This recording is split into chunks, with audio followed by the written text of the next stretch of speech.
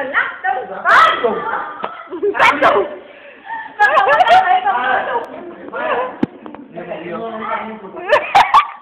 Lần đầu tiên lên cầm con ra lại bổ váy. Đặt thật chứ. Đặt thật thôi nhá. Mày không có trong tay à? Đặt thật thôi. Này, chụp nè. Đầu hô. Ồ. Đầu con ra này kìa. Đúng rồi, nó cái đầu. Nó cái đầu. Đây. Được, đặt thôi nhé. Đồng đáo. Đặt đầu. Đúng không? Sao đầu mới sợ chứ? Là chồng chết lan.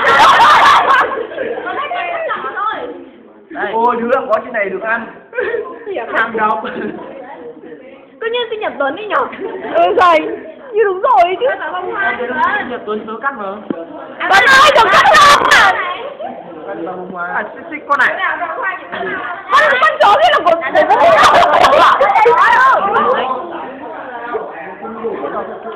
để im, phải hớt cái hoa này này. Đấy, khoan, chụp đi khoan. Đây, mày hớt con này này. Con đi của tao à? Chồng bố ăn con này. Còn đi. Tao. Mày cũng đừng có. Oh yeah, anh đây